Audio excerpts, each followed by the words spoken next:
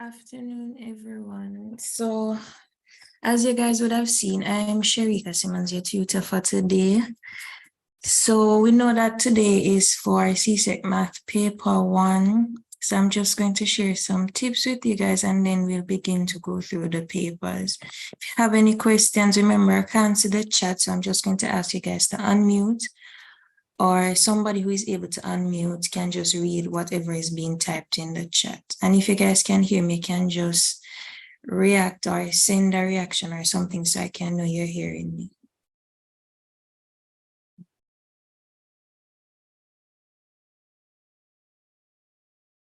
All right, I see somebody raise their hand, so I'm hoping that's a reaction to say yes, you're hearing. So, for multiple choice, it's about quick thinking and precise thinking, but persons might think that I need to answer all the questions. I always tell people this, you don't have to answer all the questions, just ensure that the ones that you have answered are correct. Because it can be that you answer all 60 questions, but because you were rushing or something like that, you ended up probably only getting 5 correct. So try to ensure that you spend enough time, not too much, but enough time on the questions and answer them correctly. Time management is pretty important when it comes down to multiple choice, because I think you only get 1 hour, 15 minutes to do 60 questions. And for persons who aren't so great with the math, it's a lot of work, to do in that short amount of time. So what I suggest, if you realize that there's a question that you have issues with, don't spend 30 minutes working out that question. Move on and then come back to it if time allows. So take those tips into consideration when going into your exam, and hopefully, along with whatever you learn today, you will do well. So the first question, and multiple choice are repeat questions. Everybody should realize that pattern by now. So I'm trying to go through some of the older questions because they might think, oh, everybody's practicing 2023. Go ahead. Miss, what year is this? This, I think, is 2004. Let me go back up. 2004, yeah. Yeah, 2004. So we're going to be going through some really old papers because, as I said, most times the questions repeat and they try to pull from like older questions because they know you guys are practicing the most recent papers. So if you have any other questions before we start, go ahead and ask them now. Go ahead and ask them now. All right, so seem as if we have no more questions. So question 1, 0.45 written as a fraction. How would we approach this question? Anybody? Remember, guys, it's an interactive session for you to learn. So please, I'm asking you guys to participate. Miss, at first you could just put it over 100 since the 5 stop in the 100th position. Put it over 100 and then reduce the fraction. Reduce it. That's correct. And that was Shani? Yes, Miss. All right, that's correct, Shani. So it's pretty simple. What I usually tell persons, count the amount of spaces you have behind the decimal point, and that will tell you the power of 10 that you need to have in a denominator. So if we had 3, say we have 0.451, it would be 3 numbers after the decimal point. So then we'd know that it would be 10 raised to the 3rd, which is 1,000. So count your values after the decimal place, and those will tell you, or it can be that they just tell you how many zeros you should have in a denominator. So it would be 45 over 100. You reduce that, you should get 9 over 20. All right, question 2, the number 3.14063 written to 3 decimal places. So 3 decimal places, so our digit of focus is 0. The digit that follows is 6, so it's larger than 5, so we're going to round up by adding 1 to the 0, so our answer is 3.141. Again, 3 decimal places, so 3 places behind the decimal point is our 0. The value that precedes that or follows that is 6. 6 is greater than 5, so we need to round up by adding 1 to the 0. Our final answer is 3.141. Number 3, the number 3076 can be written as which one of these in standard form? So everybody know that standard form is basically a number raised to some power of 10. So it's a number raised to some power of 10. So we need to find out what the number is and the power that it needs to be raised to. So if it's a whole number, we usually note that the power has to be positive. So if the number is greater than 0, or if there are no decimal points, or if the decimal point is probably between the 7 and the 6, the number is greater than 0. So if we're expected to move to the left, our power is going to be positive. So everybody knows that there's an imaginary decimal point at the end of each whole number. So our decimal point would be at 6. If we're going to move to the left, we need to know how many places to the left we need to move. We can't move beyond 3. There needs to be a value before the decimal point. So we can't move beyond 3. So we are going to move from 6 to 7, from 7 to 0, and our point will end up between 3 and 0. That's 3 places. So we move 3 places to the left. So that means our power is positive. So that means any answer with 3 could be a possible answer. So it's either A or D, because B has -2 as the power, C has 2 as the power. So we need to decipher, is it negative or positive? As I said before, if the number is greater than 0 or it's a whole number and you have to move to the left, your power is always going to be positive. If you have to move to the right, your power is going to be negative. So that's something to note. So again, you count the number of places that you have to move. That will give you the value that your 10 is raised to.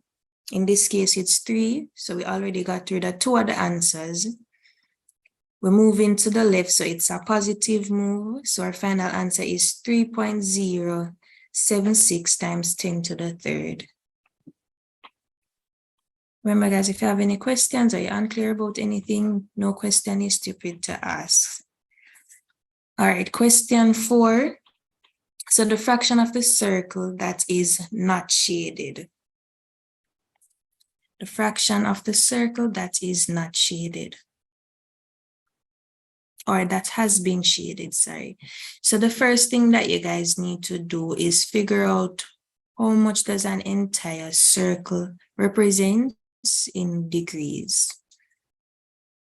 So we all know that a complete circle is 360 degrees, and they gave us the unshaded part to be 285.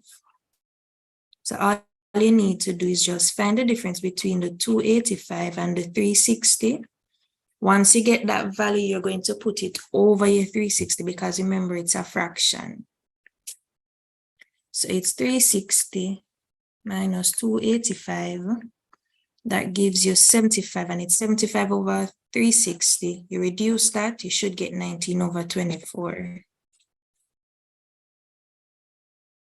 So again, persons who don't know, angles within a circle measure 360 degrees.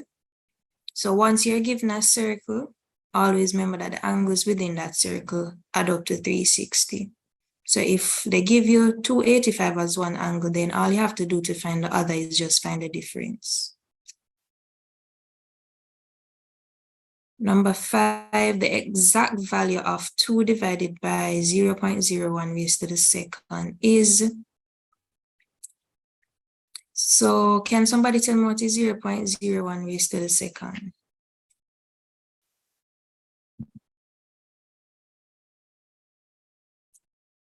(0.01 raised to the second. Everybody should have their calculator, so this should be pretty simple. Miss 0.0001. 0.00, yes. So 3 zeros and 1. And when you divide 2 by that value, you end up with what?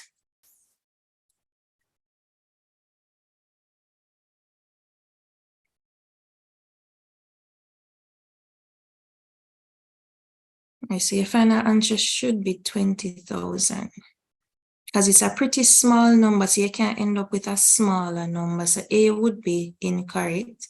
B would be incorrect as well, because as I said, 0.001 is pretty small. So for it to go into 2, that small amount of time, that doesn't make sense. 5,000 could be a possible answer, but it's not the correct answer. So your final answer is 20,000, which is D.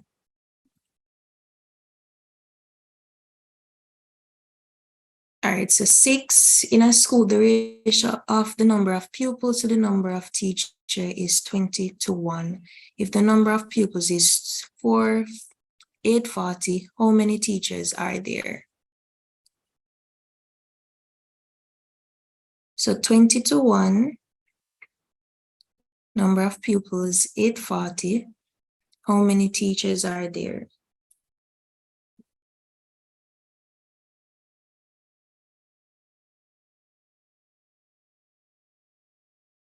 Anybody would like to suggest? Well, you know what the answer is, but how would we arrive at that answer?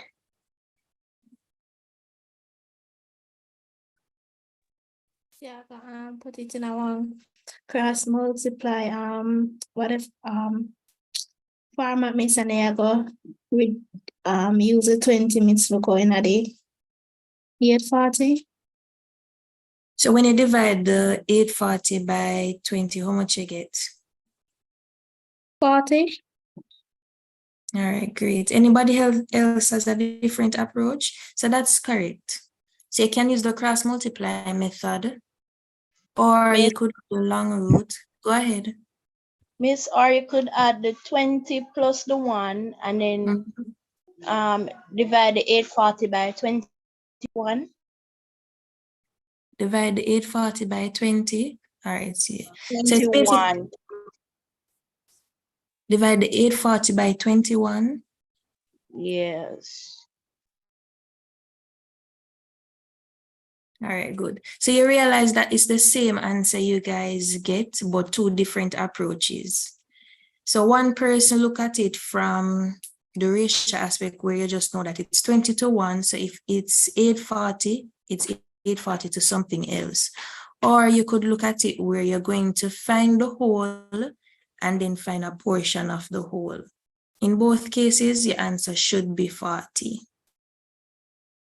Mister, can work it out, please? All right, let me bring up a different screen and show you.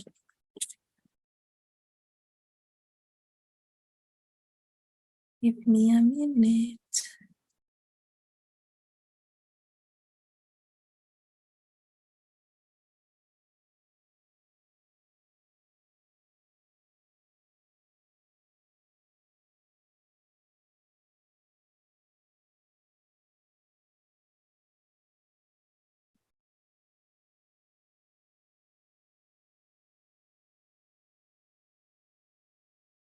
All right, so let me know when you're seeing like a notebook. Yes, miss. All right, good. So it's 20 to 1. And we know that this is students. We're going to say S to T. And we know that in total there are 840 students.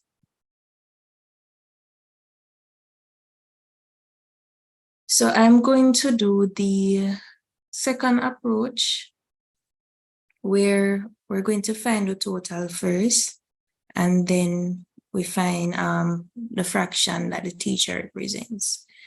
So the total would be to add the 20 and the 1.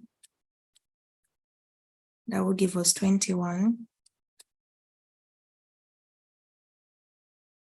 We know that 840 is the number of students, and we want to find 1 of the total. So 1 over 121, not 121, 21, sorry, divided by, let me erase that.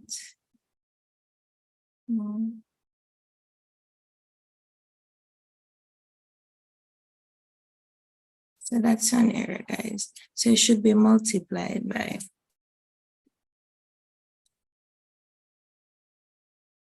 Because remember, we want to find a portion of what we know the total to be. So 21 into itself, 1. 21 into this should be 40.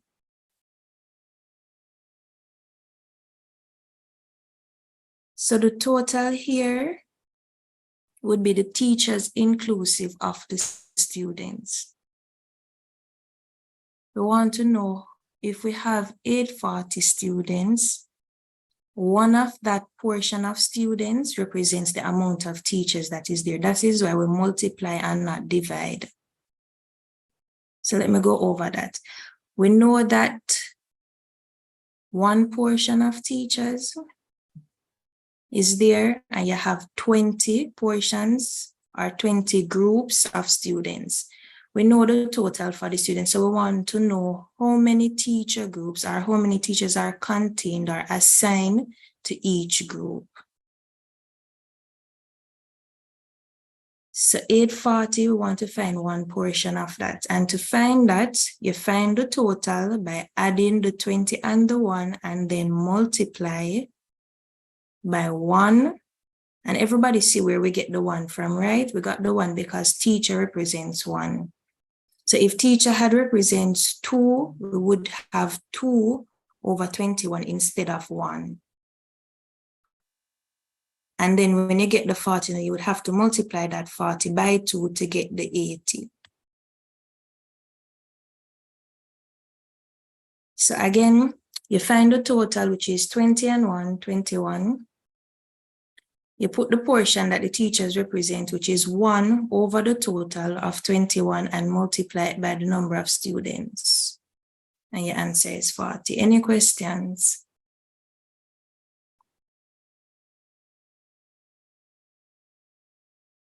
Everybody clear on that? Yes, miss. All right, good. All right, going back now to the questions.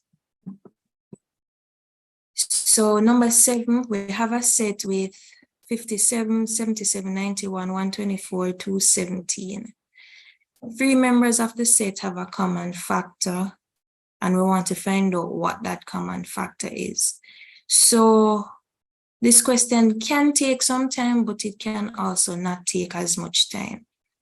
So you can do the easy way by simply using a calculator and just work through each the possible answers. So you can say 52 divided by 4, 52 divided by 77, divided by 4, and you just continue to divide throughout until you find 3 values that have a common factor of either 4, 7, 13, or 31. And that would be the best approach if you don't know the divisibility rules. So the divisibility rules are pretty long and tedious to remember, but if you remember them or you know them already, this would be a walkthrough, but I'm not going to explain all of that to you guys because it might be too much right now for you to remember. As I said, you can just use your calculators, divide each value by the options that exist, and once you arrive at 3 of these numbers having either of these numbers as a common factor, then you would arrive at your answer. In this case, our answer is 7.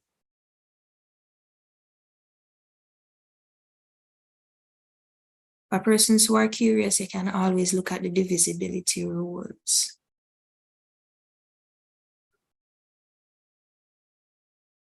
All right, number 8, in the figure above, triangle OPQ is mapped onto triangle OP complement Q complement. What type of transformation took place? So we know it's a rotation, but how do we know it's a rotation? And how much was it rotated by? Miss, by 90 degrees. By 90 degrees. How did you get to 90 degrees? Miss, because you look from where the object them is, and then this. Oh. Miss, me that look on it. No, you're not wrong. Continue. Oh, miss, yes, miss, it's 90 degrees anti-clockwise. Anti-clockwise. Yes, correct. So for persons who don't see it or didn't change, P moved from 0.42 to 0.2, -2, 4. Point Q moved from 40 to 0.4. And if you look at it today, basically just bring up the triangle from line on the x-axis to line on the y-axis. And as said, it's anti-clockwise because we know that clockwise, let me annotate. So clockwise is this direction, anti-clockwise is this direction. This is the original figure, so it's anti-clockwise because it moved back to the y-axis. So you were correct. I'm not sure who just spoke, but you were correct.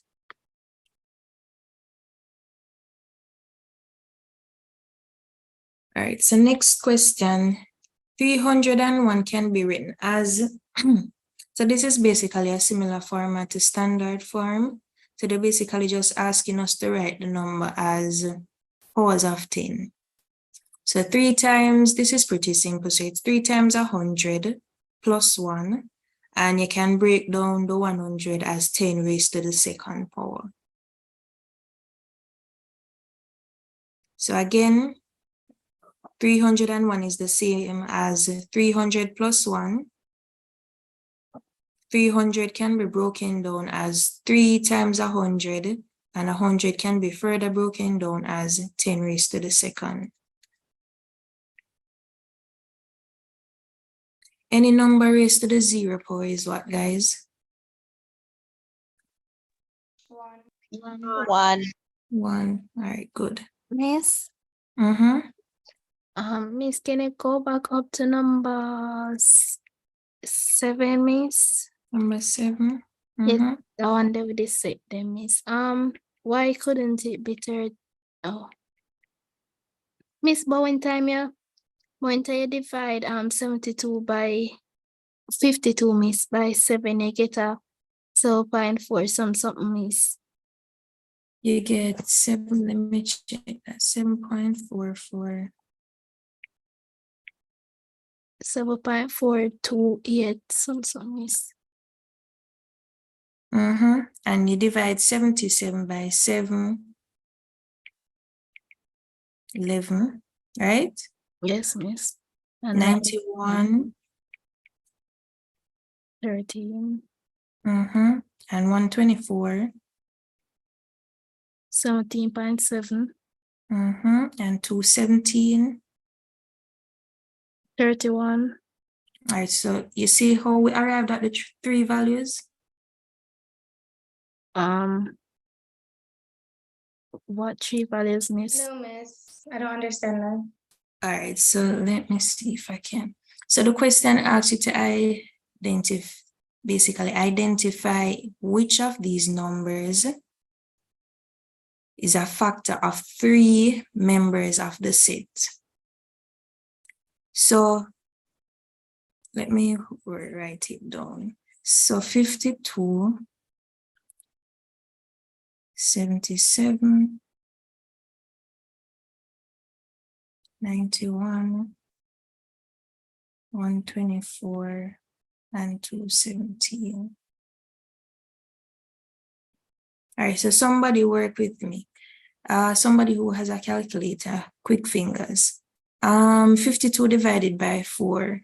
You say get 7.428. All right, so it's not divisible by. Yes, Miss. 77 divided by 4. 11, Miss. 11, so 13. 17.7 for the next one. 31 for the next one. 4 into Miss, 2 is 17. Yeah, Yes, so which miss. one divisible by 4? Yes, 4. Oh, That's the one 4, I'm Miss. asking. Oh, Miss, I not thought it was 11. 7. So it's 4 we're doing it for because we're trying to prove that the answer is correct. So let's go again. 13, Miss. So 4 into 52 for 13. so it is divisible. And 77, 19.25. so no. 91, 22.75. no. 121, 124, sorry. 31. Yes. And 217. 54.25. So no. So based on the first answer, 4 can only go into 2 of these numbers, right? Yes, Miss. But they ask us for 3 members. So 4 could not be the answer. Everybody following? Yes, Miss. All right, good. So we're going to do the next value now, which is 7. So let's go Miss, over 7. Go ahead. excuse me, do you have like like a method to do this, because it's not like we're gonna have the calculator, so we have to just plug in, like literally divide each number by every one of them, and then. Or as I said before, if you know your divisibility laws, it would be much simpler, but as I said, it's kind of a lot of information to contain, so I'm trying to propose the easiest way. Okay.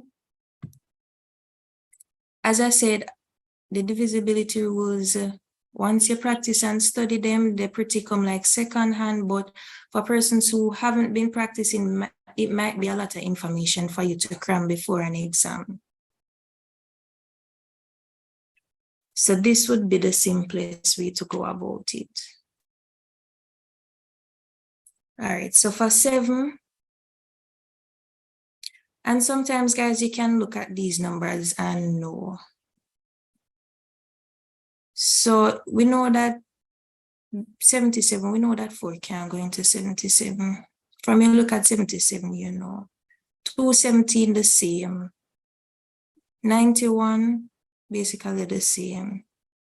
Certain numbers you can look and know that they are not divisible by other numbers. So you can use that. That's basically knowing the divisibility rules. But as I said, if you want to go and read about it, guys, that's totally fine, but it's kind of a lot of information. All right, so dividing now by 7, 52.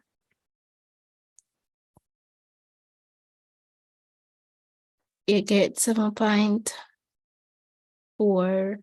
So it's not No, 77. 11, So yes, 91. 13. Yes. The 120. next one is not this. Yeah, 217. 31. Yes, so we do find 3 numbers that are divisible by 7. So you don't need to even work out the others. Yes, miss. And Miss, that's how go ahead. Miss, I thought that it was that 7 could have gone at all of the number they miss. That's why. Oh no. So key thing to note, they only ask you for 3 members. So they only asked us for 3 members. If they had asked us for all of them, then the answer wouldn't exist. Okay, so the 3 members would be like the 77, 91, and And the 124. 217. Yes, the 217. That's correct. So if there was a follow-up question and they ask you to state these 3 members in a set, we could say S is equal to 77, 91, 217. Any other questions about number 7? No, miss. All right, good.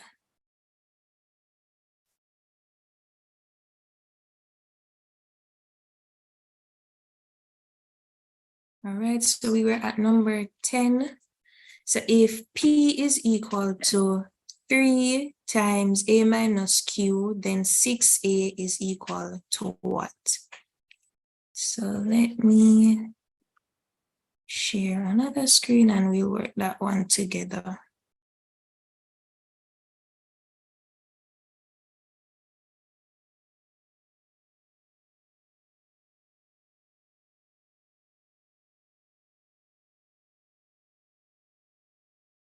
All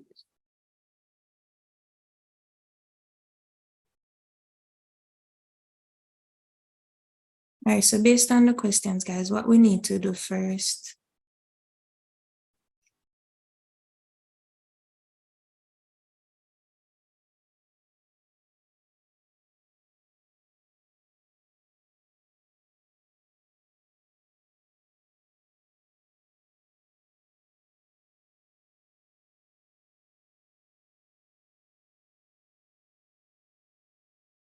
I'll paste them.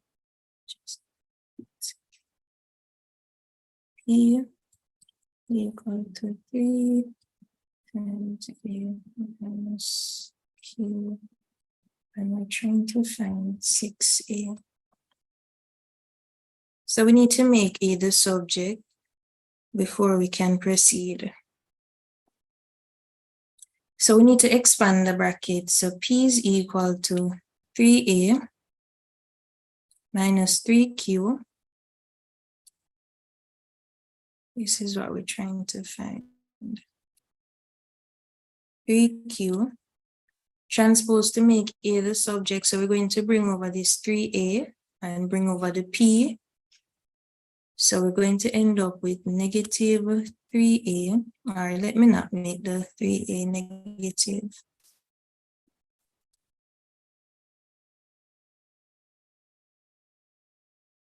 Let me bring over the negative 3Q instead. So there are options, guys. Sometimes you don't want to work with negative numbers. You can choose which ones to move. So if we had moved the 3A and the P would become negative, and then you would have to be working with a lot of negative numbers. So we don't want that. So we're going to just move the 3Q instead. And somebody please point out what's the error here. Miss, because you bring over the 3Q, Miss, and it's supposed to be positive, Miss. That's correct. So remember, once you cross the equal sign, the sign is supposed to change. So this, in order to get rid of it, we're basically adding 3Q to both sides. This would cancel this, plus 3Q. And that's how we end up with P plus 3Q is equal to 3A. Remember, we want to make A the subject. We have A on this side, but based on the answer here, do you think we need to get rid of the 3, or we can just multiply both sides to find our final answer?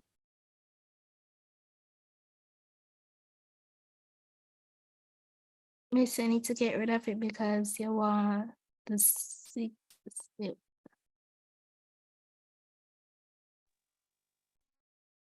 All right, so we're going to continue working and then make A the subject. So get rid of the 3, you see? Get rid of the 3. So A is equal to P plus 3Q over 3. And then to find our 6A, we basically multiply all of this by 6, right?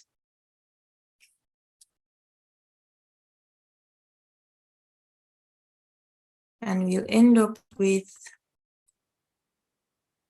2 times P plus 3Q. What I was trying to get at before, guys, was this part.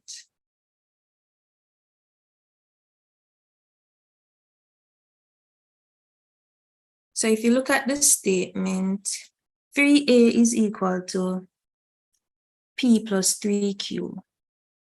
3A is also 2, or 6A, sorry, is also 2 times 3A. Everybody see that? Yes, Miss. Yes. And everybody realize that's what we have here. 2 times the value that we had for 3A. So we didn't have to go through all of this extra work. Those are some of the things you can look out for to make life easier for you when you're doing your multiple choice, like the shortcuts. So we already have 3A. We know that in order to reach 6A, we need to multiply whatever we have by 2. So we just multiply both sides by 2, and we would end up with 6A on this side, and it would be 2 times P plus 3Q. So going back, our answer is A, 2 times, and you realize so the question doesn't ask you to go further than that step. So based on our working out, we didn't need to go further than right here. So again, look out for those shortcuts that you can take in order to reduce the amount of time that you spend on a question. All right, so number 11, which of the following set is equivalent to A, B, C, D?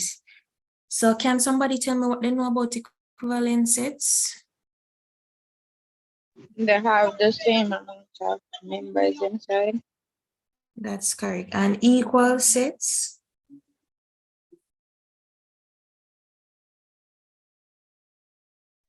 Miss, I think for the equal set, they have to have the same, as in same everything, not just the numbers or something like that. Yeah. So they have to be an exact match. So that's correct, Shani. So try not to confuse them, guys. Sometimes persons mix them up. So equivalent, they just need to have the same number of values. Equal sets, they have to be the exact same. And exact same doesn't mean that they have to be in the same order. So if they had rearranged A, B, C, D to D, C, B, A and asked you to find the equal set, that would be an equal set because it has 4 values and it has the exact same values. But the only thing is that the arrangement is different. So that's something to note as well. All right, so 12. Oh, so the answer is C, guys. Although it's there, PQRS. 12, if Q is equal to A, B, C, D, E, how many subsets can be obtained from set Q? So this is a standard formula, guys, that you can note. Once you know the number of elements in a set, you can know the number of subsets simply by raising 2 to that value. So in this case, we know that 1, 2, 3, 4, 5 elements are in set Q. So all we have to do is raise 2 to the 5th power. If you have 10 elements in the set, you raise 2 to the 10th power. If you have 100, 2 to the 100th power. So that's just standard. Once you want to know the subsets of a set, raise 2 or raise 2 to that value. All right, 13 is a Venn diagram. So it shows students who play games, students who play hockey, and students who play volleyball. So the union is games. H is for hockey, V is for volleyball. So based on the values, you know that 5 students play hockey only, 4 play volleyball only, 2 play both, and 3 don't play any games. All right, so they ask us the number of students in each set is indicated. How many students do not play volleyball? Do not. So we're looking at volleyball. So everything outside of volleyball, we need to add those values. So we have 5 that play hockey only. So that has to be added. We have 3 who don't play either volleyball or hockey. So that has to be added, and that's how we end up with 8. So if the question I had asked guys, how many students do not participate in both games, what would the answer be? How many students? 3. How many students do not participate in both games? What would the answer be? So somebody says 3. Why 3? Miss, because in a either of the circles. yes, the sets. All right, that could be an answer. Anybody else? But I said 12, miss. 12, how do you arrive at 12? Miss, because 5 students play only hockey, 4 only play volleyball, and 3 play neither, miss. Only 2 students play both hockey and volleyball, miss. So I'd say 12. All right, and that's correct. So the key word to note, guys, was both. So they ask you how many students don't play both games. So you would have to account for the students who only play volleyball, the students who only play hockey, and the students who don't play either games. So it would be 5 plus 4 plus 3. You see that, Shani? Yes, miss. All right, good. So note your keyword, guys. When they say both, sometimes they're referring to the intersection, which is the overlapping part here. All right, so 14. So the two circles above represent set P and set Q. If set P are factors of 6, set Q are factors of 4, then the shaded region represents, so everybody knows the factors of 2 and, not 2, 6 and 4, right? Yes, ma'am. All right, good. So all we need to do is just find out what are the common factors for both, and those are 1 and 2. And remember, guys, note your keywords. Sometimes persons see factors and mess it up with multiples and probably end up giving an answer like CRD. So please note those things. So 15, a woman buys a pair of shoes on sale. She pays $45, saving $15 on the original price. The percentage discount on the pair of shoes is 25. So how did we arrive at 25?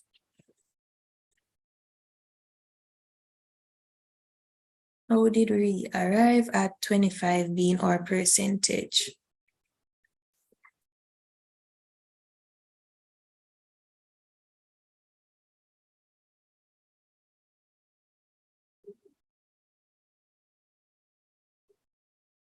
Miss, so yeah, go add 15 to the 45 minutes to get the original price. Why add, not subtract?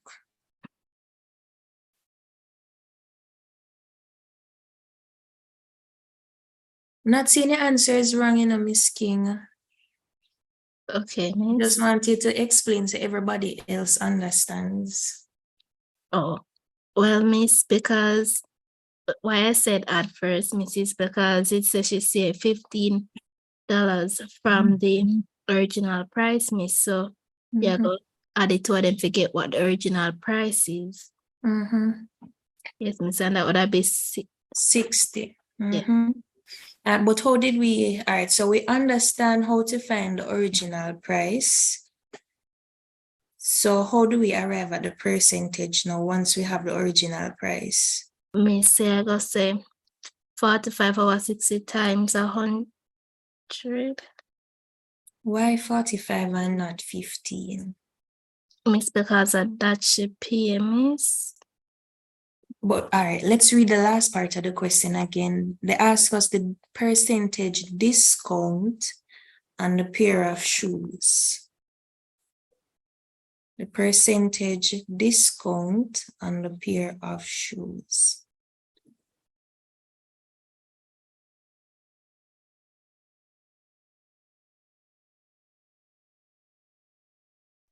Miss, what's the question?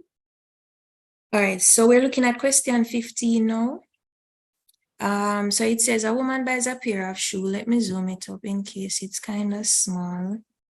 So a woman buys a pair of shoes on sale. She pays $45, saving $15 on the normal price. And they want us to decipher what the percentage discount on the pair of shoes is. So Miss King before was explaining how we'd arrive at the original price of $60. So she basically said you should add the 45 and the 15 because it's a discount. And in order to find the original price, it would be what you had saved plus what you pay. And she was correct. The question I was asking after she answered that no was how would we arrive at our answer of 25 if they ask us for the percentage discount? She was explaining it would be 45 over 60. And I was asking why not 15 over 60?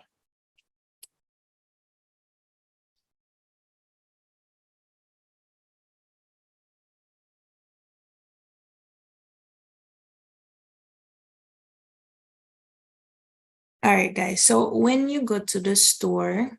So wouldn't it be like 15 divided by 60 times the 100? Yeah, but why 15 and not 45? Because that's the discount. Yes, so that's the discount value in dollars. When you go to the store and they tell you 15% off, you're saving that percentage in dollars. So look at it this way, Miss King. If they tell you that you're saving $15, that means that that's your dollar value for your discount, but we need the percentage. So that is why we choose to put 15 over 60 and not 45. Okay, miss. So it would be 15 over 60 and you times that by 100, you should end up with 25%.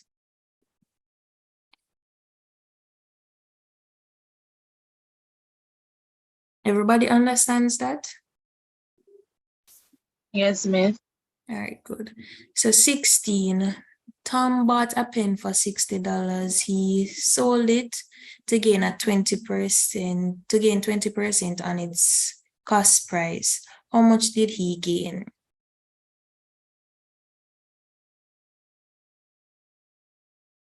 So $60, he bought it for the original price of $60, sold it again, gained 20% on the cost price. How much did he gain? Based on the question, without even looking at the answer, how much did he gain in terms of percentage or what in our dollar value?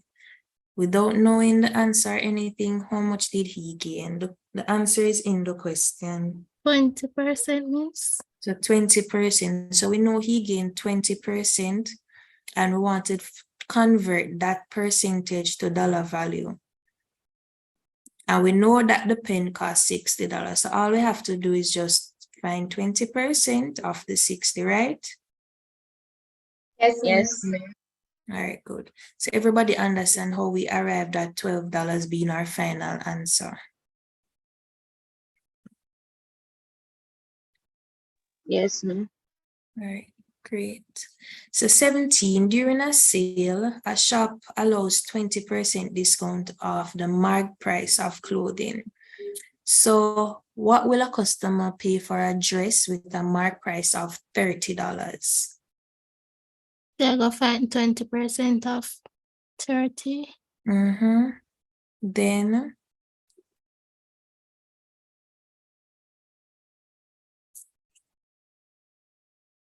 Miss, then you're going to minus it from the 30, miss. And you would get, miss, when you find 20% of 30, miss, you'll get 24, miss. No, miss, you would get 6. So you'd minus 6 from the 30, miss. So that's how you get to 24. 24, correct. So it's similar to the question that we did before, but they basically flipped the question. So before they had given us how much the person pay and the discount in dollar value. In this case, they tell us the original price and the discount in percentage. So now we need to find 20% of 30, as Giovanni said, and then subtract that $6 discount from the original price and we end up with $24, our final price. Everybody see how we arrived at 24, or do we need to go over it?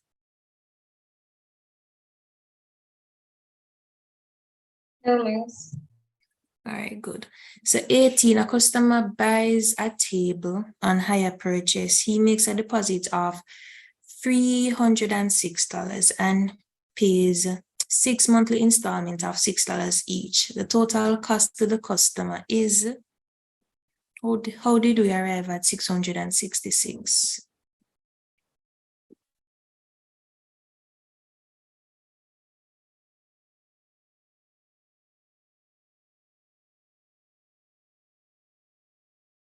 How did we arrive at 666? So everybody knows how hire purchase works. You make a deposit and then there are a few monthly installments of a fixed amount. And in order to find the total, you're basically just adding all of those values once they accumulate. So if we're paying $60 for 6 months, that would be 6 times 6. $360 for the 6 months in terms of installment, and you can't forget a deposit because we can't just let them have the deposit. So you add a deposit to that amount and we end up with 366.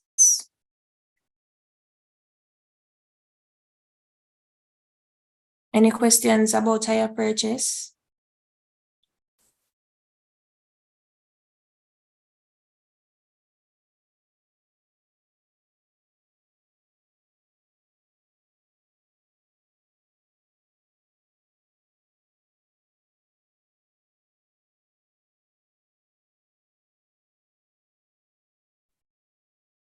A dinner in a hotel can be advertised at $60 plus 18% tax.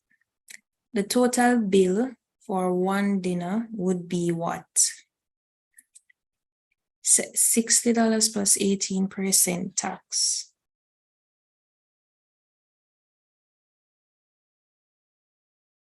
So again, it's similar to the other questions. All we need to do is find 18% of the $60 and add it back to your original price of $60. So that should be what? $10.80. So your tax, yes. So your tax in terms of dollar value would be $10.80. And you add it to your original, we end up with $70.80.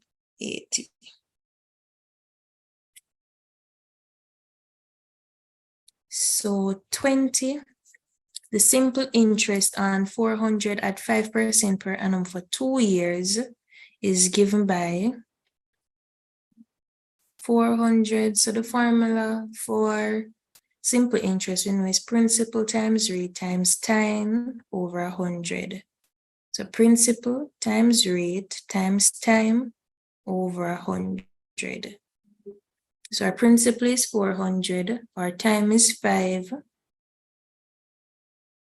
our time, is 2, and our rate is 5. So the only answer here that would make sense is A, 400 times 5 times 2 over 100.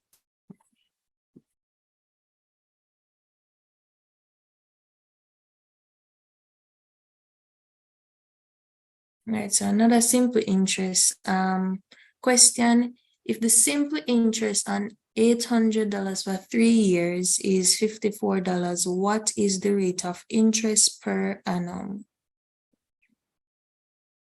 What is the rate of interest per annum?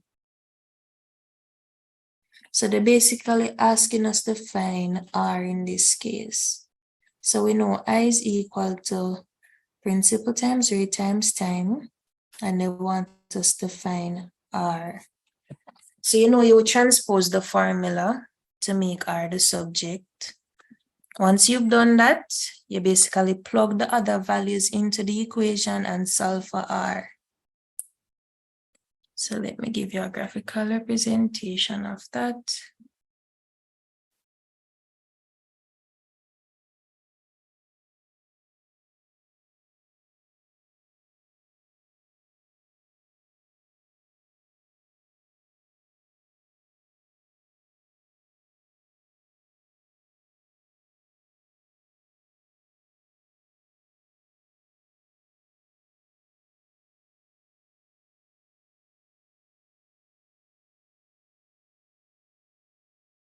That should be clean enough. The principal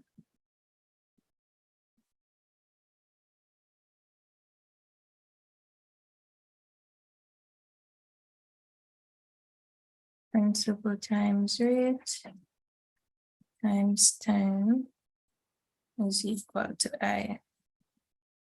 So all we need to do is just divide both sides by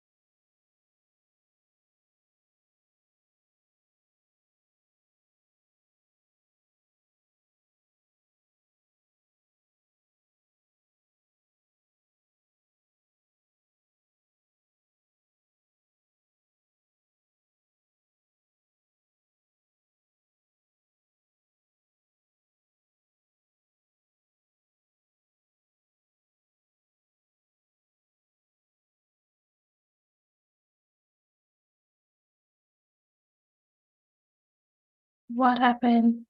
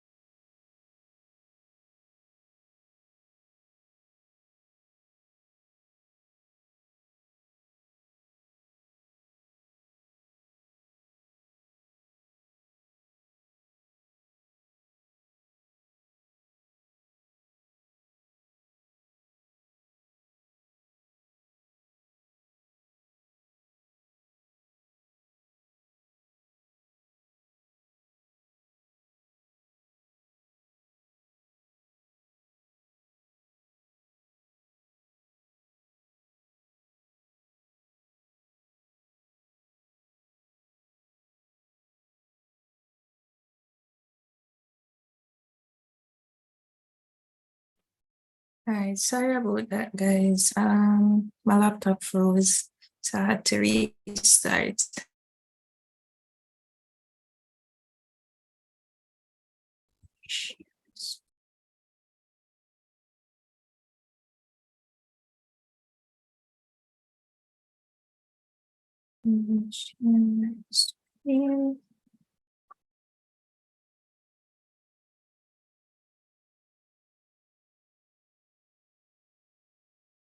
All right, so I think this was the last thing I was doing.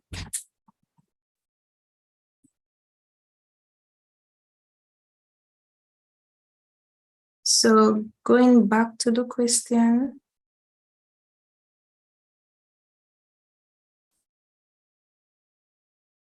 So the question was 21. We want to find out what's the interest rate. So we were basically saying we need to transpose the formula. P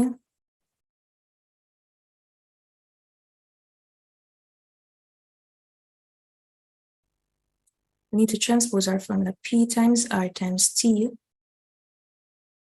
is equal to I. Need to make R the subject so we get rid of P and T. And if you know, guys, I'm still multiplying P times T, even though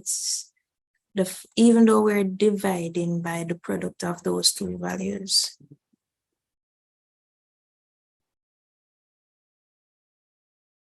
R is equal to I divided by PT. And we know that I is 54, P is 800,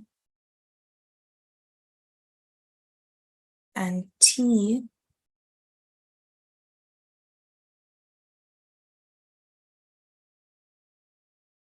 is 3. Can somebody work this out and tell me what you get?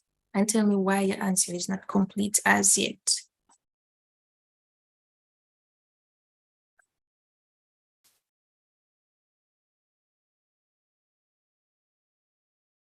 Everyone hearing me, right? Yes, miss. So when you divide 54 by the product of 803, what's the answer?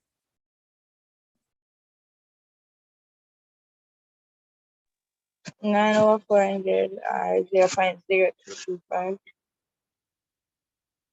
9 over 400 or 0.0225. 9 over 400.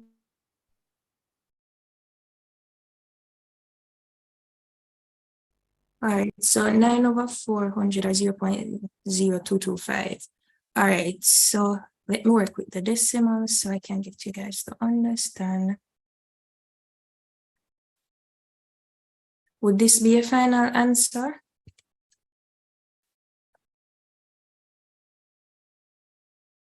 And if yes, why? If no, why?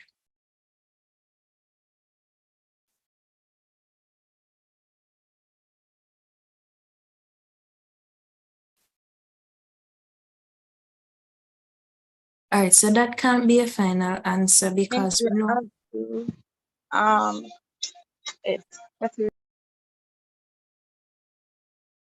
Somebody saying something? No, miss, continue. All right, so that can't be a final answer because we know that rate is usually expressed as a percentage. So once you're transposing and you have R as the subject, you need this part of the equation as well. So this is your complete equation to find your interest rate.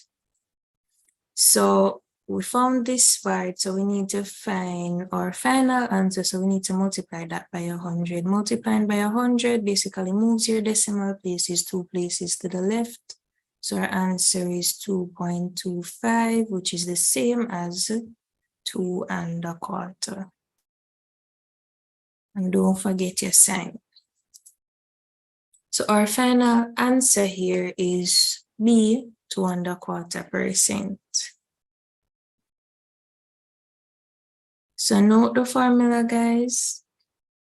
I don't know if you want to take a screenshot or something. If you're finding the interest rate, always remember that you have to multiply the answer that you get by 100. And don't forget your signs. So 22, if nobody has any questions about 21, a plot of land is valued 18,000. Land tax is charged at a rate of 70 cents per $100 value. What is the total amount of tax paid for the land? So first you need to decipher how much $100 value you can get out of 18,000. So that would be 180, right? You're going to multiply that 180 now by the 70 cents and you should arrive at an answer of $126.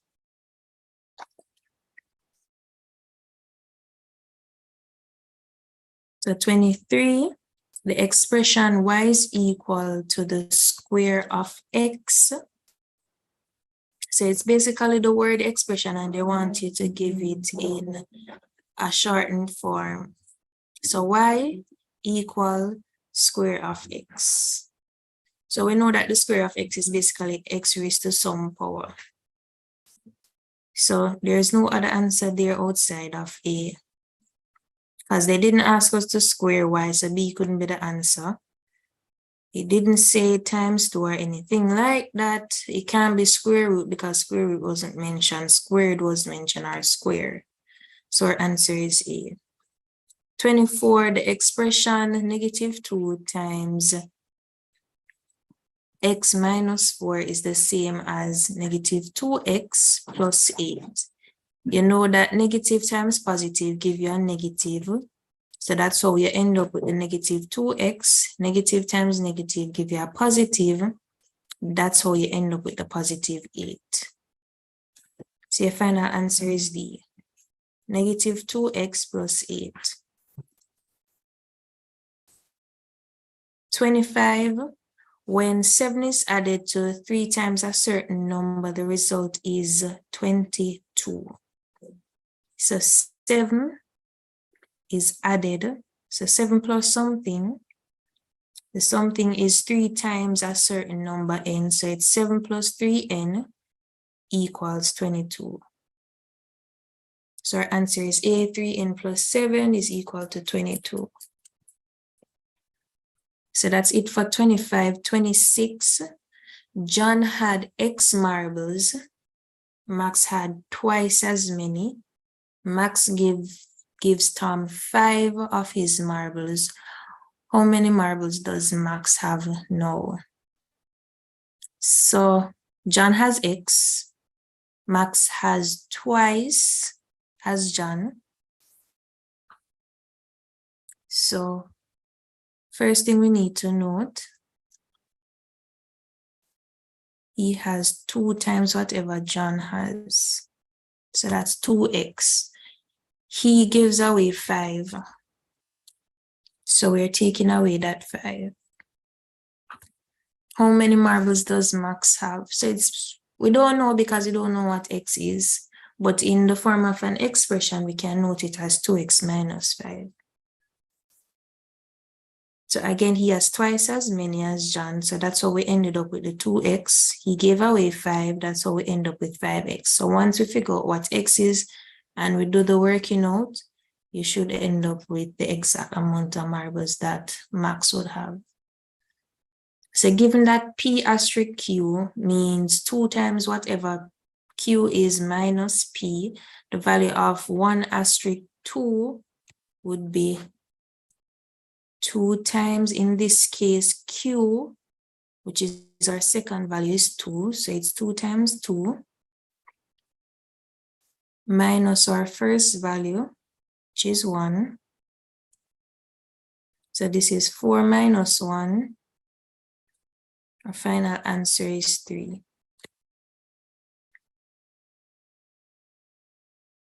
If I'm explaining anything, guys, and you're unsure, please feel free to interject. So the expression 2a raised to the third is the same as, so we need to break this down. Remember, if it's a product, we can separate it. So it can be written as 2 to the third times a to the third. Or you can put them back together and you end up with 2a in all raised to the third. So that's another way to write it. 2 raised to the third is 8 because that's 2 times 2 times 2. So 2 times 2 is 4. 4 times 2 is 8. And we don't know what a is, so that cannot be simplified any further. So our final answer is 8 raised to 3 raised 8 times a raised to the third. 29. If 5 times 2x minus 1 is 35, what is x? What is x?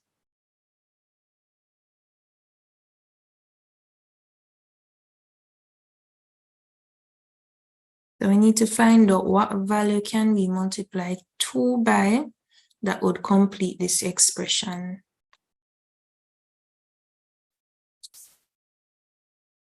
So in order to do that, all you need to do now is just transpose find x, and that would give you your answer. So first thing we need to do is expand our bracket. So once you expand the bracket, you'd end up with 10x minus 5 is equal to 35. We need to move this over now. So it's a negative value here. So we're going to add it to both sides. So we end up with 40 is equal to 10x. Divide both sides by 10, our answer is 4. So our answer is 4. So again, 5 times 2, 10.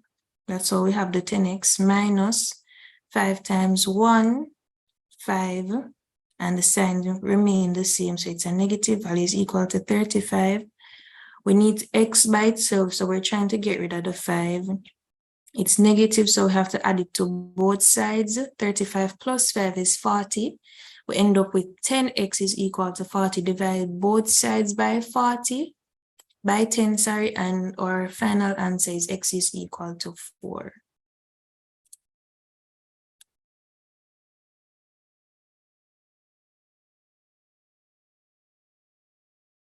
So 30, the sum of x and y is 18 and their difference is 14. Which pair of simultaneous equations or which pair of equations describe the statement above? So sum is equal to 18, difference is 14. So they didn't mention multiplying anything by a particular value. So we just need to note that it's just sum and product, that sum and difference that we're dealing with. So A, B, totally out of it because those aren't being multiplied by something. So it can either be C or D, but we need to know what's the resulting values. When you add them, you should get 18. D doesn't satisfy that condition, so it can't be D. So our final answer is C. X plus y is equal to 18, y minus 9, x minus y is equal to 14. And that's how you identify your simultaneous equations. So 31, if 15 squared is equal to 225, then the square root of 0.0225 is, so one way to look at this, you can simply count the places behind the point. We know that it's 4 places, so our answer must have 2 decimal places, and the only answer here that has 2 decimal places is B. That's one way to look at it, or you can punch it in a calculator square root of this, and you should end up with 0.15.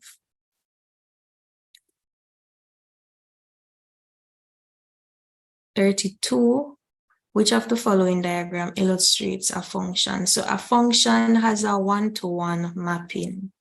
So that's something to note. So A does not have a one-to-one mapping because we have one value here being mapped to two different values on the left.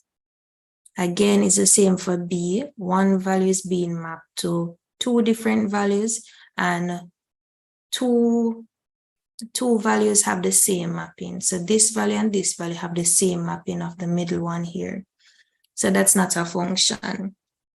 Again, one value is being mapped to more than one value, and in this case, one value is completely not mapped. So that's not a function. So the only answer here is D. So each value matches with a unique value on the other side. So 33, the function f is defined as x is mapped onto 3x minus 1. What is the value of f of negative 3? So somebody tell us how you would arrive at negative 10. So our x value is negative 3. How would we arrive at negative 10? Miss, I go say 3 times negative 3, Miss, I go get negative 9 minus 1 and minus, Miss, I go get a plus, I go keep the sign, Miss, so it will be negative 10. Correct. So just as she said before, it's two negative values beside each other, so you add them and keep the sign. So that's how you arrive at negative 10 being your final answer. So 34, same function question. In this case, they're giving us negative 1, and it's a quadratic function. So it's negative 1 squared. Negative times negative give you a positive. So this part here would be positive 1 minus 3 times negative 1, or negative 3 times negative 1 would be a positive value.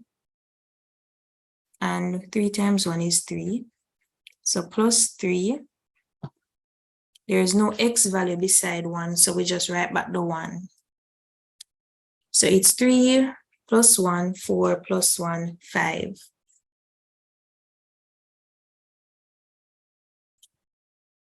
So 35. Which of the following represents the equation of a straight line? So what do you know about the equation of a straight line? What's the general formula? Y equal mx plus c. That's correct. So y equal mx plus c. So we need an equation a, b, c, or d that satisfies that statement. So we need a y. All of them have a y. We need a m. M is usually beside your x. So A has an M. B has an M. C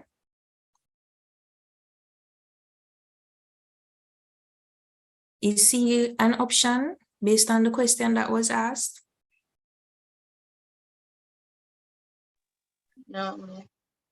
All right, so why no? C could give us a line, but why is it not fitting to the criteria that was given? Miss, at first, it's mx, and here it's x squared. And then for C, we're adding C, not subtracting C. Means because it need a gradient, means a constant. If I study it name is before the x value. And that's correct. So they ask us for a straight line. So that's the key word here, a straight line. These two options are going to give you a curve. Parabola, most likely. So that's something to note. Keyword, straight line. And somebody just said the formula for straight line is y is equal to mx plus c. There has to be some value associated with the x, and it's usually a constant. It can't be a power or anything like that if we're going to get a straight line. X has to be raised to the value or to the number 1. So x has an imaginary 1 here. It can't be 2, it can't be 3, it can't be 4, has to be 1 because we're dealing with a straight line. So noting that we're dealing with a straight line, C and D are completely out of it. So we're back again with A and B. So as I said before, A has an M, B has an M. So we need to find our C. There is no C for A, and there is a C for B. So there's no way you can have a straight line on a graph and it never cuts the y-axis. That's not possible. So it has to has a y-intercept. So that's why A could not be the answer. So it has to be B, y is equal to 2x plus 3.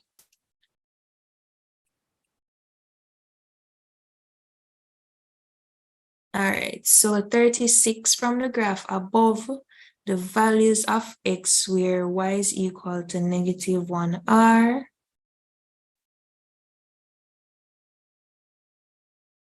so y is equal to -1 would be this point here,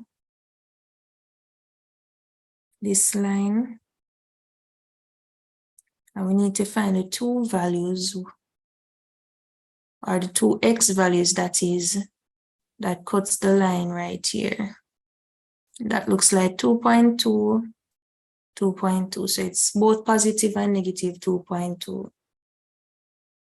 So first thing you do, you make a note of the line that they're referring to, which is y is equal to -1. You just highlight that line and note where it cuts your curve.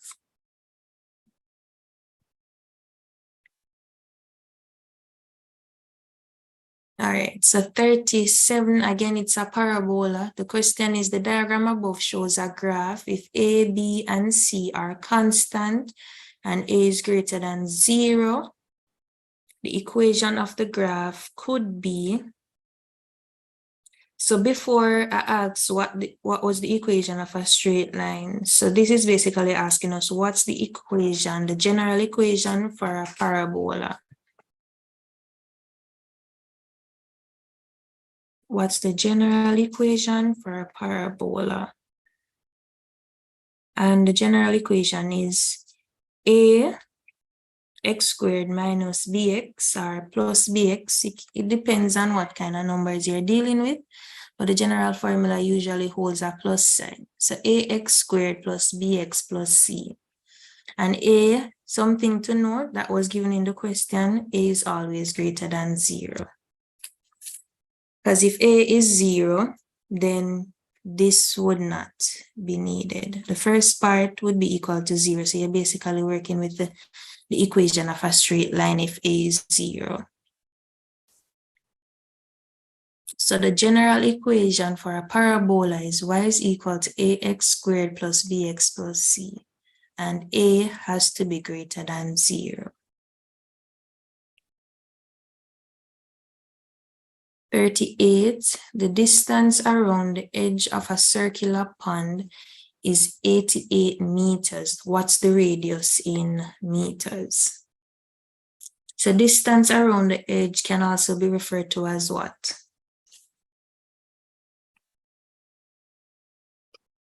Distance around the edge. Mr. Circumference? That's correct. And the formula to find circumference is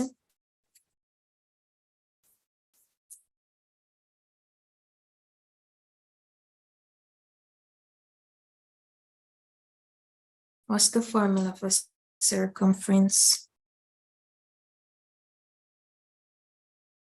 Miss 2 pi r the diameter times pi. So 2 pi r, or the diameter times pi. All right, so if we know that 2 pi r, because we're going to use the 2 pi r because it asks us about radius, 2 pi r And we know that that is equal to 88. And we want to find the radius. All we need to do is get rid of the 2 and the pi, right? So we're dividing both sides by 2 pi. 2 pi.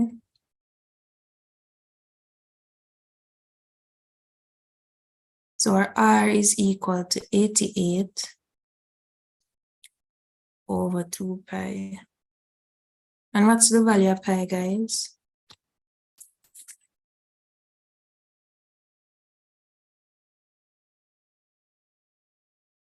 Anybody, what's the value of pi? 3.14 or 22.7. Try to mostly use the 22/7 because it would give you a more accurate answer than the 3.14. So pi is 22/7. And they didn't ask us for a definite answer. So you leave the answer as 88 divided by 2 pi.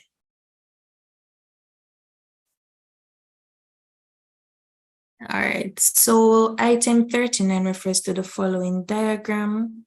So we're given a trapezium and they want us to find the area of that trapezium.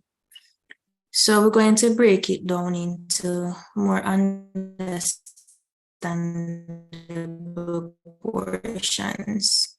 So that's a rectangle and h is half base times height. So half times whatever the base is times the height. And we know the area of a rectangle is length times width. And in this case, we realize that that's 3 times 7. Everybody see how we arrive at 3 times 7?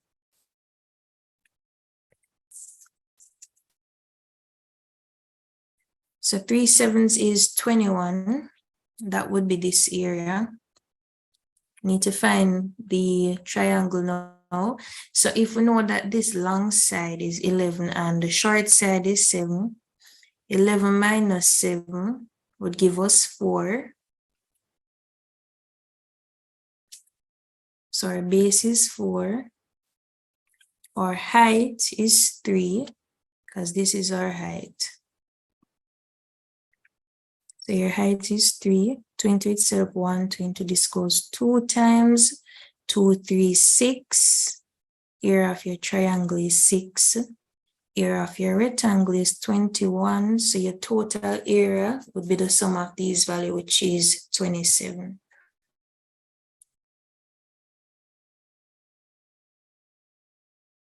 So your final answer should be 27.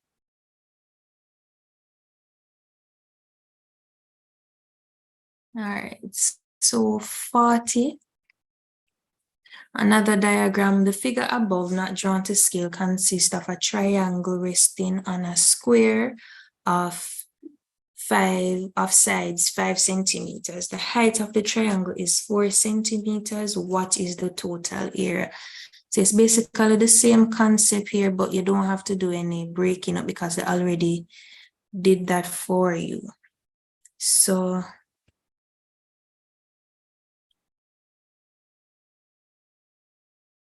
going back, so that would be 5, 5, 25. Let me share.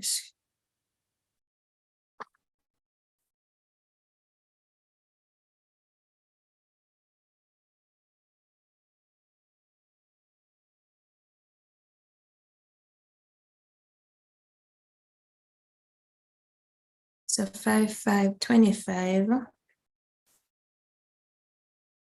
That would be the area of the square. Then we need half base times height.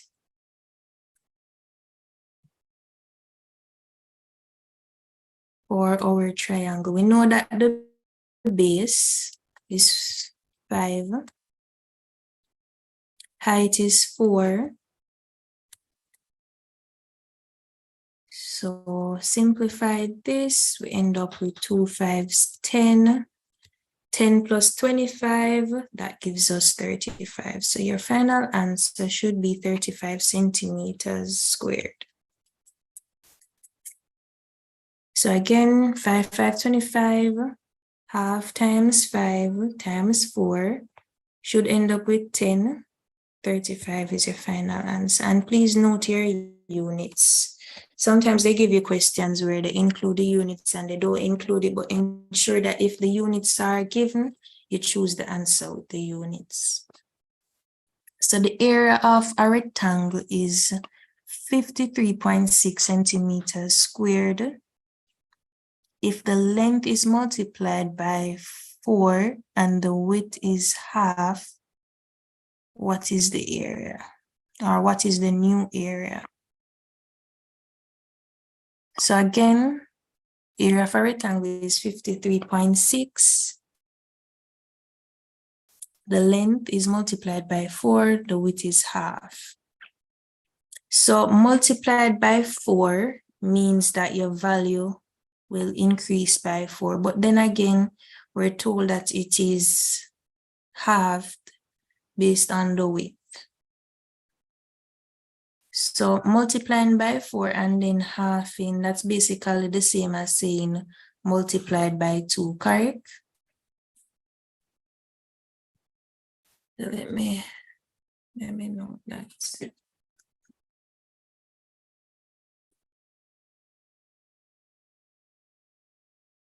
So if you're going to multiply something by 4, then dividing it by a half is the same as saying multiplying by 2. So multiplying this here by 2, you end up with 107.2 centimeters squared. Again, the length is multiplied by 4, the width is half, times in something by 4, because if we have 8, let me use a smaller value so it's easier to follow. So 2 times 4, 8. 8 divided by 2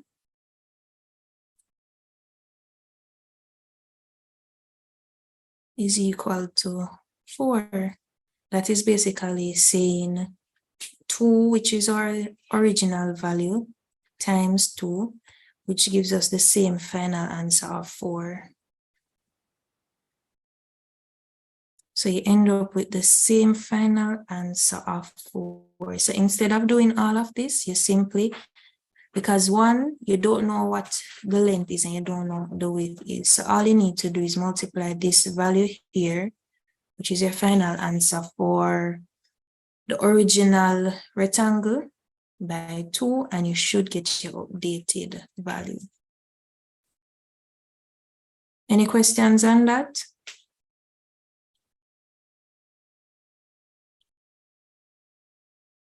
All right, nope. Moving on to 42. So 42 is a section of a circle.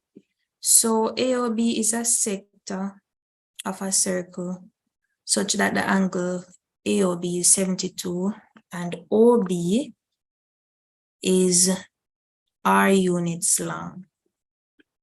So the area of AOB is, so they're basically asking us what's the area. So we know that area of a circle is pi r squared.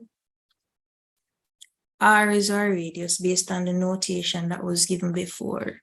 But in this case, we're given a sector, so we need to find out what fraction of our total circle does that sector represent. And all you need to do is just put the the degree that that sector represents, which is 72, over your total that I mentioned before, that the area or the angles within a circle is always 360. So it's 72 over 360.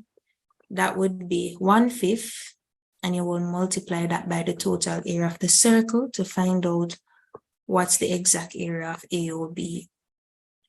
So your final answer should be 1/5 pi r squared. 72 divided by 360 is equal to 1/5, and area of a circle is pi r squared. So 43, how many kilograms are there in 1 ton? So that's standard, it's 1,000. So that's just a general knowledge question. 44, if it took a speedboat 8 hours to travel a distance of 1,080 kilometers, what is the average speed in kilometers per hour? So they basically tell you how to work out this one. They ask you for the answer in kilometers per hour. So it's basically dividing the total distance of kilometers by how long it takes, which is the hours. And we know that speed is equal to distance over time. So it's 1,080 kilometers divided by 9 hours, which gives us 120 kilometers per hour. So 44 is 120 kilometers per hour. 45, a man started a journey at 9:30 or 930 hours, arrived at his destination in the same time zone at 1330 hours the same day. So writing it in a form that we would know, 9:30 is the same as 9:30 in the morning, because they haven't added the 12 as yet, so we know it's still morning. 13:30 we know is 1:30 p.m. because they've added the 12 hours to the 1. So the question is, if his average speed is 30 kilometers per hour, we want to know the distance covered. So first we need to figure out the time in order to figure out the distance, because as we said, the speed is equal to distance over time. If they're asking us for the distance and they give us time, we need to find the exact amount of hours it took him from where he started the journey to where he ended. So from 9:30 to 1:30, how long is that? 9:30 to 1:30. 4 hours. 4 hours. How did you arrive at the 4 hours? You just count on your hands, because as I said, it's 9:30 in the morning to 1:30 p.m. in the afternoon. So that's 4 hours. Speed is equal to distance over time. Therefore, distance is equal to speed times time. So let me show you how we arrive at that.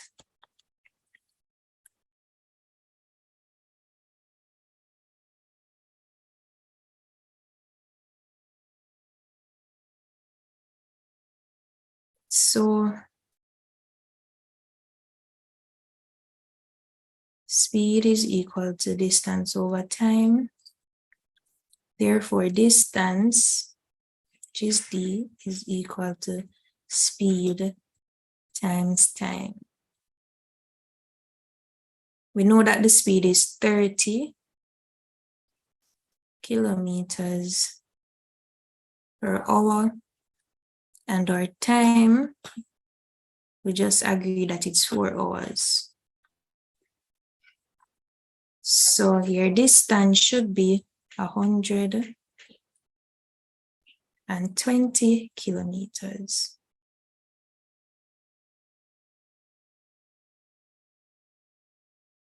They didn't give us the unit, but we know that it's 120.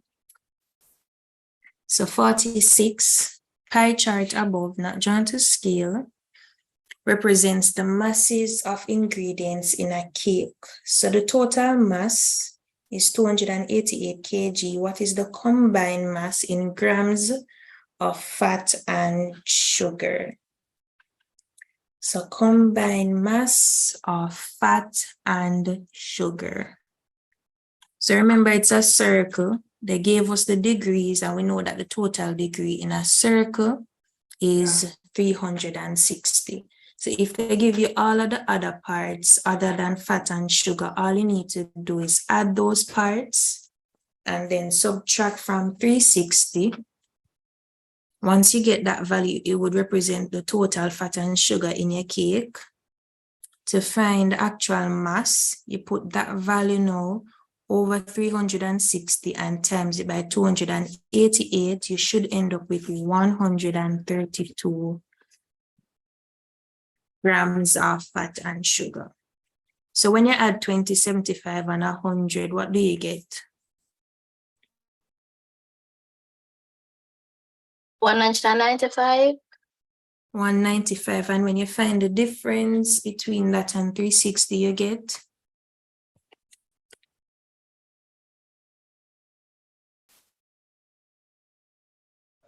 $165. Yes, so 165 divided by 360. And once you get that value, you multiply it now by 288.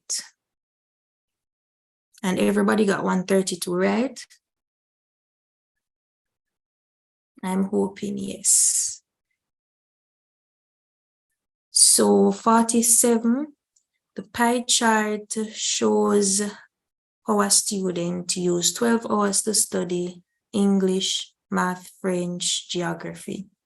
So they're basically asking us what's the approximate value or what's the approximate amount of time that she spent studying math.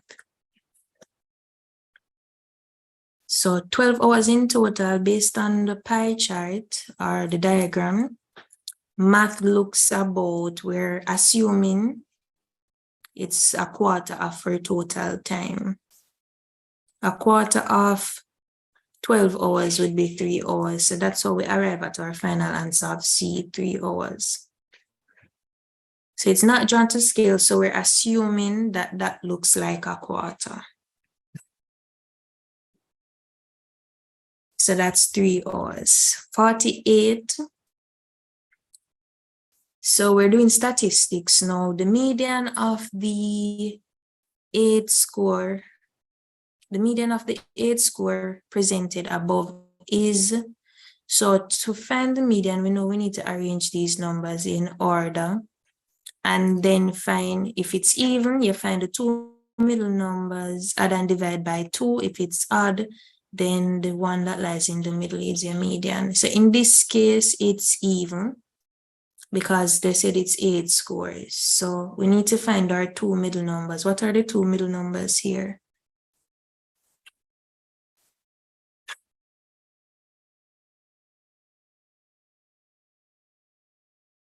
So 1 would be first, then 4 again, then 7, then 8, then 10 and 15. So your two middle numbers should be 7 and 8. The number that lies between 7 and 8 is 7.5. So 7 and 8, 2 7s, 14, 1, 15. 15 divided by 2, 7.5. So 49,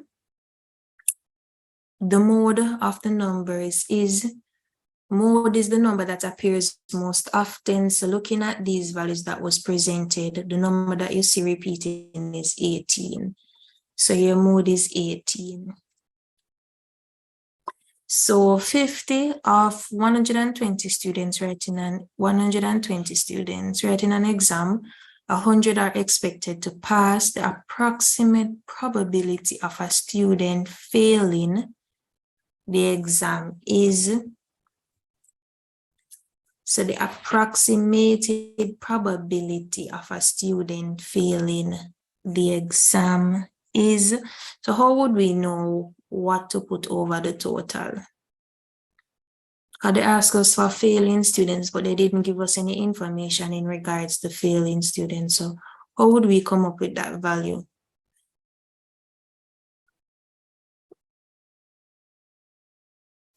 Me say I go say 20 because I want 20 in an exam and I expect 100 to pass, miss. So I go say 20 miss over 120. Why 120 and not 100? Miss, because I 120 of them in the past, miss. All right, good. And that's correct. So your answer is what? 16, right?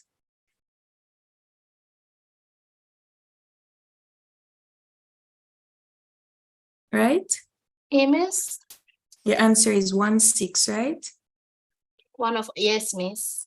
That's correct.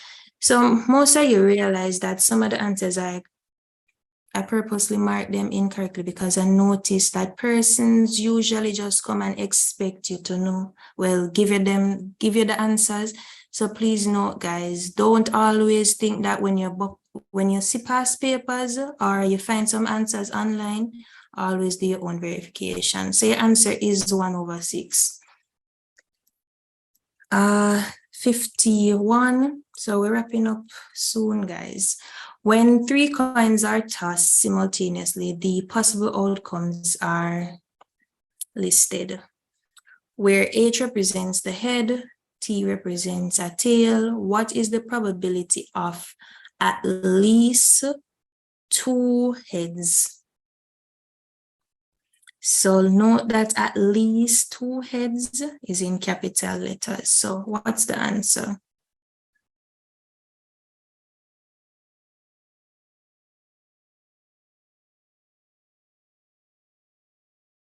What's the answer, guys? At least 2 heads. How many options have 2 or more heads? 2 to 3, miss. 2 to 3. How did you arrive at 2 to 3? Miss, can you have 3 kinds, miss? And if you flip the 3 of them, miss, you get 2 head, miss. So 2 to 3, miss.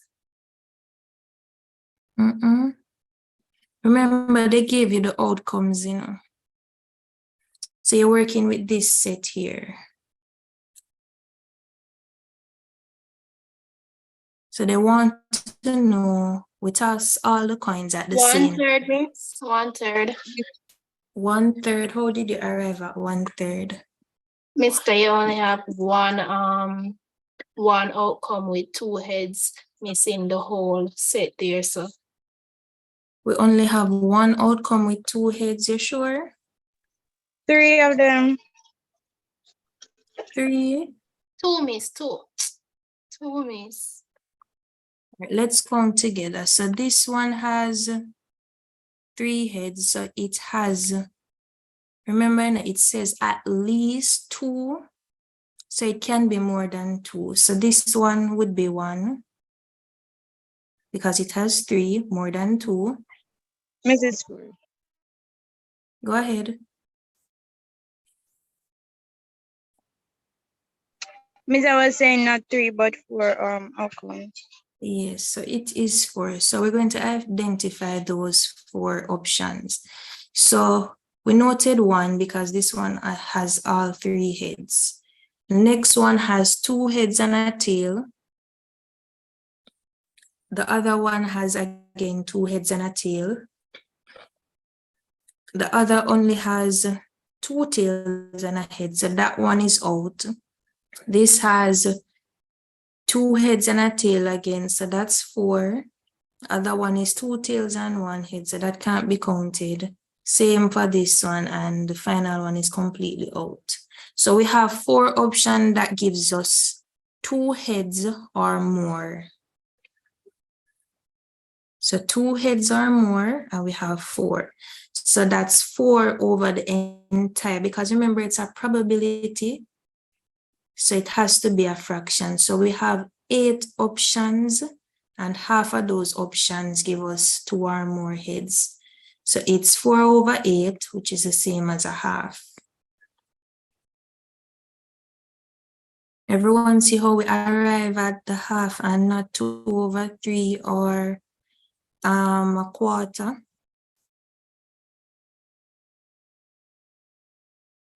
Yes, ma'am. So it asks for at least 2 heads. So if it had asked for 2 heads, then you know your answer would be 3 over 8. But the key word is at least 2. So it can't have more than 2. All right, So item 52 refers to the following diagram. In the figure above, AB and CD are parallel. Which of the following best describes the relationship between X and Y? So I think most persons would be familiar with the rule that says alternative angles are equal or Z angles are equal. So X is equal to Y because AB and CD are parallel.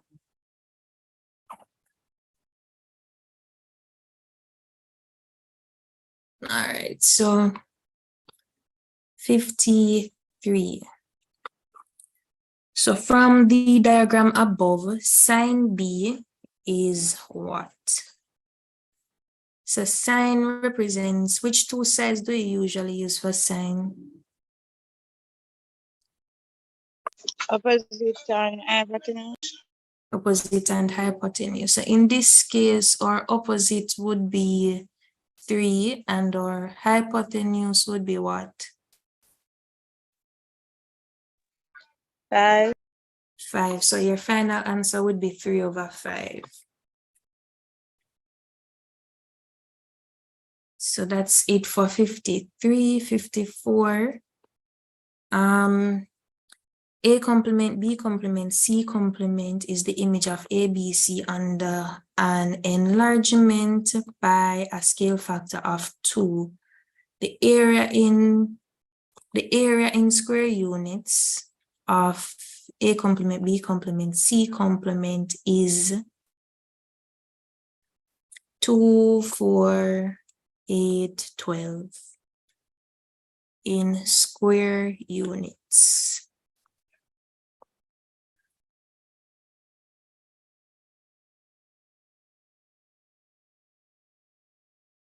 So what is it, guys? 2, 4, 8, or 12?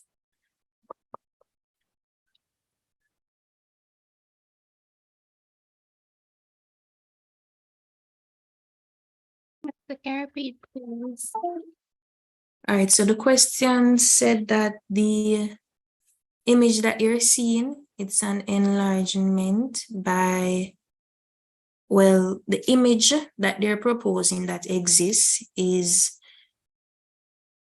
it has a scale factor of 2. We know that this is the original diagram because you notice that there is no asterisk beside the letter. So this is our original diagram. So they want us to find out what is the area of the enlarging figure if we know the area of this diagram. So first thing, we need to find the area of this diagram. What's the area of this diagram in square units? It's half base times height. So half base times height. So based on this here, we know that our base is 2 because it's moving from 1 to 3. So 2 spaces. So half of that would be 1 times the height, which is 2. So our area for this diagram is 2. If something is enlarged by a scale factor of 2, does it mean that the area is also going to increase by that same scale factor? Yes, miss. So what's the new area of the enlarging diagram? 4, miss. 4. That's correct. So it's 2 times whatever the area of the original diagram is. Everybody following? Everybody see how we arrive at 4 for the final answer? All right, so 55. In the figure above, the line CD is the image of line AB. So I want to decipher, is it a rotation, reflection, a translation, enlargement, which one? So based on how the lines are aligned, A reflection, miss. so it is a reflection. In which axis? Miss the y-axis. All right, great. So based on how the diagram looks, you can decipher that it's either going to be a rotation or a reflection because CD is not bigger than AB, so it can be an enlargement. So because none is larger than the other, it can be a translation because they're still matching up in terms of some of their coordinates. So they're not out of place by either -4 or 8. So it has to be a rotation or a reflection, and the best option is a reflection based on the values. All right, so 56. In the right angle triangle above, which trigonometric ratio is equal to 4/8? So 4 represents our opposite if we're looking at x. It represents our adjacent if we're looking at y. 8 represents our hypotenuse without a doubt. So which two formulas has hypotenuse in their equation? Miss cos and sine. So cos and sine. So we're already eliminating A and D here. So it's either cos x or sine x. So x, based on those answers, is our point of focus. 4 is the opposite of x. Which one of these formulas, cos or sine, talks about opposite and hypotenuse? Sine, miss. So our final answer is sine x. So everybody should see how we arrive at our final answer being sine x. So first, you decipher which you could have looked at it as which angle is the angle of focus, but still you can't know because y, it could be y, it could be x. So again, you look at the values that you're given, which are 4 and 8. Note that hypotenuse is the one that it stands out the most. So it's mentioned in either way that you're going to look at it, the hypotenuse has to be included. So that's how you're going to use it to decipher that. We don't need tan because tan has nothing to do with hypotenuse. Hence how you remove the y option. So we know that the y is out of it, so we just need to focus on x. So it's opposite and hypotenuse, so we know that it's sine. All right, so 57. A triangle has a rotational symmetry of order 2. So again, this is kind of standard knowledge that I'm sure, well, let me ask a question. Everybody understand what is meant by rotational symmetry, right?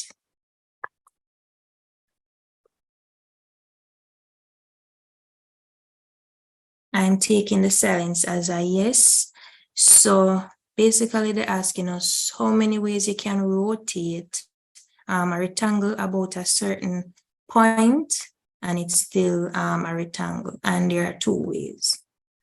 So 58, if the sum of an interior angle of a polygon is 4 right angles, then the polygon is a quadrilateral. Again, that's like a general knowledge question. It's not something that you can work out, it's just something that you need to know. All right, so 59, how many triangles conjugate to ADE would be needed to cover the square ABCD? So let's see.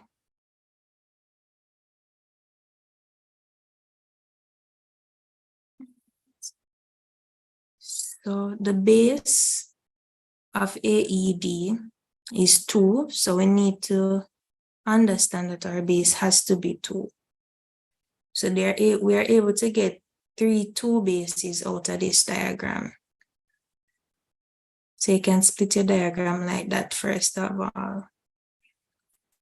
After that, you realize there are 2 triangles contained in each third.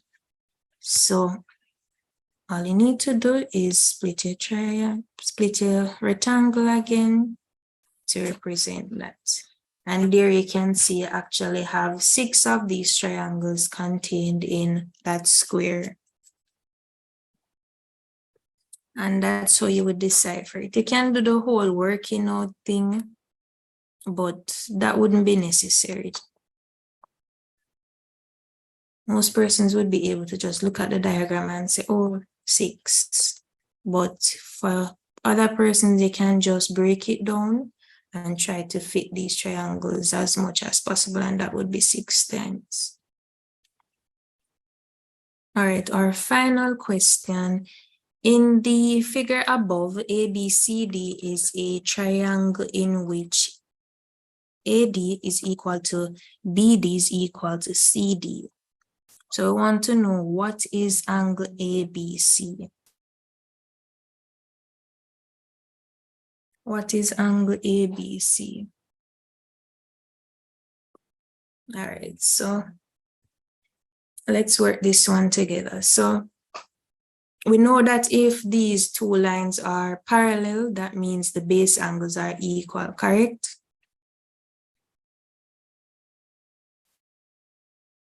Yes, miss. So your base angles are equal.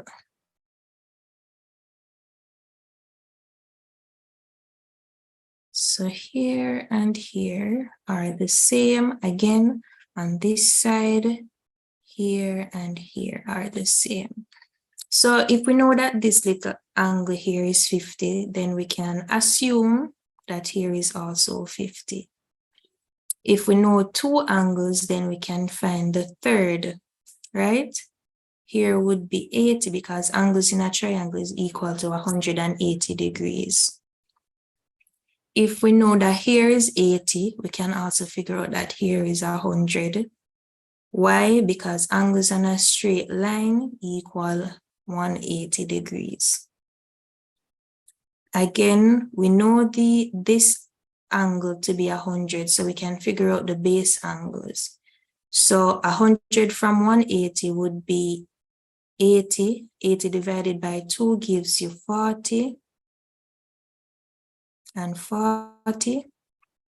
And they ask us, what is angle ABC? So they ask us, what is all of this? So 40 plus 50, that gives us 90 degrees. Everybody followed how we arrived at 90? Yes, miss. Yes, miss. All right, great. And that's it, guys. I'm out of time for today. If you have any questions or if you want me to answer any questions, you can send me a WhatsApp message. I'll try to look at them as soon as possible. So yeah, any questions before we end? You were going over some tips at the very beginning, but I joined late, so I didn't Yes, get them. I was basically saying that for your exams, don't always try to answer all of the questions when it comes down to multiple choice. Don't rush through the paper thinking that I need to answer all 60 questions. Try to answer as much questions as possible correctly. So that's the aim, not to answer everything, but to answer as much questions as possible correctly.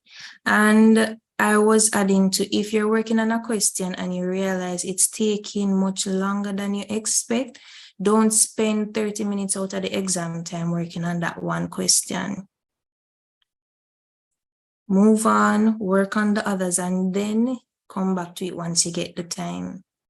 Because you'll find out that you might be stuck at question 5 for 15 to 20 minutes, and then when they announce 20 minutes remaining, you still haven't completed half the paper. So try not to get caught up with one question. Once you've at least followed those 2 tips, you should be good. Okay, thank you.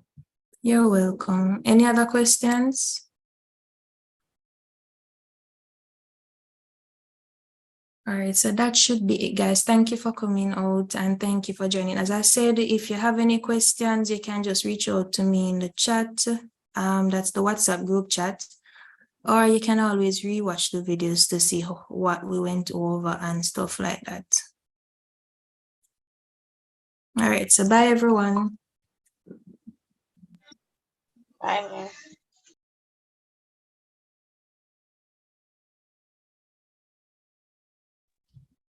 Bye, miss.